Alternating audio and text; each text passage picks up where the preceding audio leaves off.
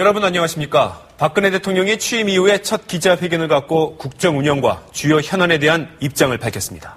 먼저 경제 부문부터 알아보겠습니다. 경제혁신 3개년 계획을 밝히면서 강력한 공공부문 개혁을 강조했습니다. 윤지윤 기자가 보도합니다. 박근혜 대통령은 우리 경제의 재도약을 위해 경제혁신 3개년 계획을 추진하겠다면서 시작은 공공부문 개혁이라고 밝혔습니다. 코레일 사태에서 드러났듯이 많은 공공기관에서 효율성과 경쟁력을 떨어뜨리는 방만 경영과 고용 세습까지 오랜 기간 이루어져 왔습니다. 박 대통령은 특히 역대 정부마다 공공부문 개혁에 실패했지만 이번에는 되풀이하지 않겠다며 강력한 개혁 의지를 밝혔습니다. 이어 투자 활성화와 내수 진작을 위해 관련 규제를 백지 상태에서 전면 재검토하고 규제개혁 장관회의를 직접 주재하겠다고 밝혔습니다. 주택거래 활성화와 전월세 안정을 위한 대출 지원과 공공임대주택 공급 확대도 약속했습니다. 국민소득은 3만 불을 넘어 4만 불 시대를 바라보게 될 것입니다. 또한 고용률 70% 달성에 청년, 여성 일자리가 창조경제 지원을 위한 민관합동추진단 설립 계획도 밝혔습니다.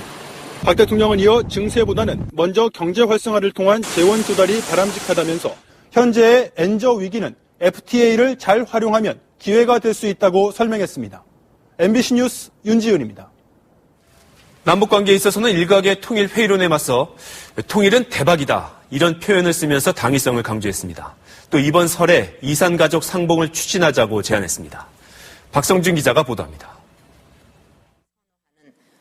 박 대통령은 세계적 투자 전문가가 통일이 되면 한반도에 전 재산을 투자하겠다고 한 보도 내용을 언급하며 통일의 당위성을 강조했습니다. 한마디로 통일은 대박이다 이렇게 생각을 합니다.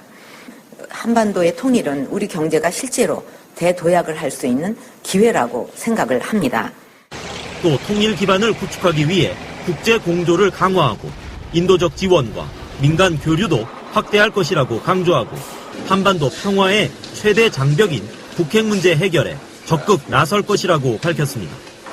남북 정상회담 가능성에 대해서는 언제든 만날 수 있지만 회담을 위한 회담, 이벤트성 회담은 반대했습니다. 이어 남북관계 새로운 계기의 틀을 만들어갈 수 있기를 바란다며 이산가족 상봉을 제안했습니다. 이번에 설을 맞아 지난 60년을 기다려온 연로하신 이산 가족들이 상봉하도록 해서 마음의 상처가 치유될 수 있도록 정부는 오는 10일 남북 실무 접촉을 하자고 북한 측에 공식 제의했습니다. 박 대통령은 또 장성택 처형 이후 북한 내 급변 사태 가능성에 대해서는 예단하기보다 모든 가능성에 철저히 대비할 것이라고 밝혔습니다. MBC 뉴스 박성준입니다. 최근 급속히 냉각된 한일 관계에 대해서도 입을 열었습니다. 한일 정상회담에 대해선 충분한 사전 준비가 필요하다고 강조했습니다. 정준희 기자입니다. 박 대통령은 한일 양국 간 신뢰 형성의 기초는 올바른 역사 인식이라고 규정했습니다. 또 일본 정부가 식민 지배와 군 위안부 동원에 사죄하는 무라야마 고노다마의 바탕 위에서 이어져 온 한일 관계를 부정하고 있다면서 관계가 냉각된 책임이 일본에 있음을 분명히 했습니다.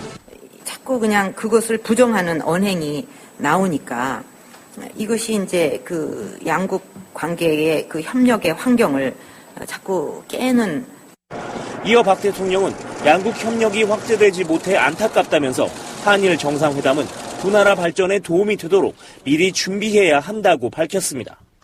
저는 여태까지 한일 정상회담을 하지 않겠다고 말한 적이 없습니다. 사전에 충분한 그 준비가 있어야 또 그런 준비하에 추진이 되어야 할 거로. 중국, 러시아에 대해서는 관계 개선에 의미가 있었다며 이를 통해 지난해 방공식별구역 문제도 해결될 수 있었다고 강조했고 특히 중국과는 실질적인 전략적 동반자 관계를 발전시키고 있다고 평가했습니다. MBC 뉴스 정준입니다. 이른바 불통 논란에 대해서도 입장을 밝혔습니다. 소통을 위해 노력하겠지만 불법을 적당히 수용하는 건 진정한 소통이 아니라고 말했습니다. 정병화 기자입니다. 박 대통령은 현장 방문과 청와대에 접수된 민원을 직접 챙기는 등 소통에 힘쓰고 있다면서 국민 보기에 부족한 점이 있더라도 더욱 노력하겠다고 밝혔습니다. 그러나 우리 사회는 불법으로 때를 쓰면 적당히 받아들이곤 했다며 국민의 이익에 반하는 주장을 수용하는 것은 진정한 소통이 아니라고 강조했습니다. 비정상적인 관행에 대해서 원칙적으로 대응하는 것을 이게 소통이 안 돼서 그렇다 하고 말하는 것은 저는 잘못이라고 생각을 합니다. 이어 진정한 소통의 조건은 법을 존중하고 공정하게 법이 적용되는 것이라고 밝혔습니다. 불법이라든가 또는 이런 행동에 대해서는 법과 원칙에 따라서 아주 엄정하게 대응을 해 나가겠습니다. 국정원 문제에 대해서는 여야가 정치 개입 차단 방안에 합의했다며 소모적인 논쟁을 끝내고 미래로 함께 나가자고 밝혔고, 야당의 특검 주장에 대해서는 재판 중인 사안에 대한 대통령의 직접 언급은 적절하지 않다고 답했습니다.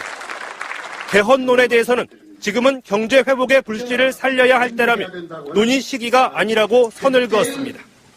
MBC 뉴스 정병화입니다. 오늘 기자회견은 국무위원들과 비서관들이 모두 참석한 가운데 80여 분에 걸쳐 진행됐습니다. 오늘 기자회견 분위기는 어땠는지 김재경 기자가 전해드리겠습니다.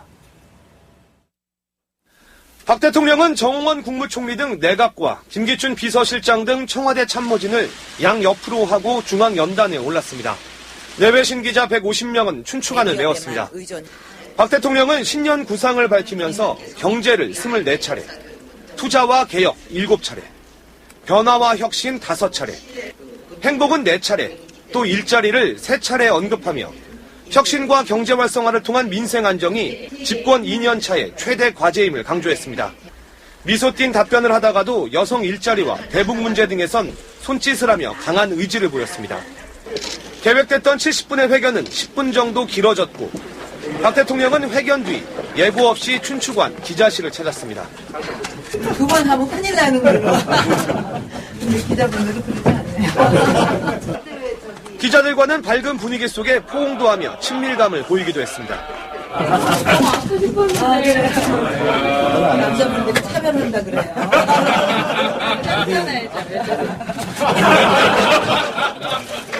박 대통령은 오후에 코엑스로 자리를 옮겨 경제계 인사들과 신년 인사회를 갖고 투자 확대와 일자리 창출을 다시 한번 당부했습니다. MBC 뉴스 김재경입니다. 그렇다면 오늘